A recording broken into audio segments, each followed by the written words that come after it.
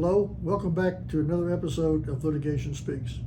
This is Richard Claywell. I want to talk to you today about what does it mean to me to be using fair market value. Why do our clients need to be using fair market value versus some other standard of value? Because they may be asking you as the attorney, so what's the big deal with fair market value? So I want to talk a little bit about what that is. Fair market value is a hypothetical buyer and seller. It's not the actual company, but a hypothetical. So what we want to do is to take the client's information and adjust that for abnormalities that you might have that are out there, so we can make it more along the lines of what an investor would be looking for. One of those things that we want to adjust for is what's called generally accepted valuation practices. This will help us determine and be consistent from expert to expert on the value or the number we're supposed to get. If we're not using the same methodologies, we're going to get different answers. So we need to use that same methodology. One of those are the approaches and methods. There are actually 3 different approaches when you do a business valuation. And this comes from Revenue Ruling 5960. And I know I've mentioned before, but if you're not familiar with it, you should go back and look at Revenue Ruling 5960. It's 11 or 12 pages long. You can get it on the internet. But this is where the definition comes from on a global basis of what fair market value is. We have 3 different approaches. There's an asset, market, and income approach. We should address all 3 of those when we do a business valuation. Underneath the asset, market, and income approaches are different methodologies. So now we have to select which methodology we think is most appropriate. We should explain why we think it's the most appropriate. And then do we have any justification for that? So just saying that it's the most appropriate, from my point of view, is difficult to support. But if I want to say that X methodology is most appropriate, and here's why I believe that, now we get into professional judgment. This is my judgment, this is what I think. I think it's easier to defend than we're just going to use this particular methodology. The basis of accounting. When we do a business valuation, they're supposed to be based upon generally accepted accounting principles. With generally accepted accounting principles, we're looking at an accrual basis of accounting, not a cash basis of accounting.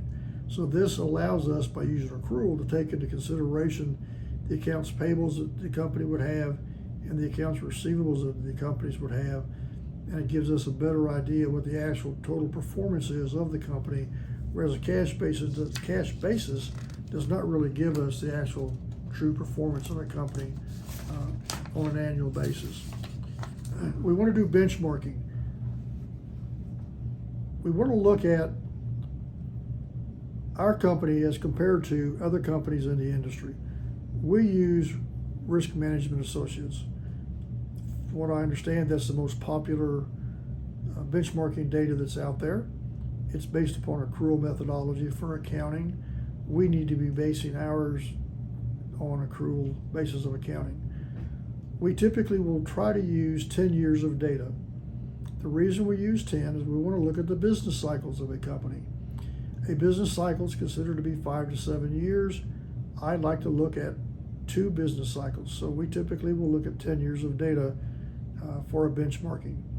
We need to determine the cost of capital. This is a financial performance analysis that we need to do and determine what sort of a discount or capitalization rate do we need to apply to a particular company. So we're looking for a return that the investor would have. So we need to be consistent on how we're using that particular methodology. On the data that we have, we want to, again, I just said a while ago, we want to look at several years. There are a number of different data sources that are out there. And we use Risk Management Associates. We've been using for years and years and years. Those are based upon credit applications submitted by different companies. The data is compiled. The names are not disclosed, but the data is compiled by SIC and NAICS codes. So it makes it easier for us to go out there and find the specific data that we're looking for. So these are items that should be considered when we're doing a fair market value standard for a company. What this allows us to do, again, is if I'm being consistent with how we handle these particular attributes, and there's more that go along with this, but if we handle those attributes the same way that the other expert is handling the attributes, then we should be very, very close in the answer that we're going to get for the fair market value. If we don't follow these standards, then we're not going to get anywhere close to that. It's going to prolong the litigation and incur additional costs for the client. So this is something to think about if the client asks you, well, why do we want to use fair market value? Another reason for that is in a lot of litigation that we get involved with, the statutes specifically state that you will use fair market value. So that guides us back into what we're talking about here today. We want to use fair market value so we're consistent with what the court says.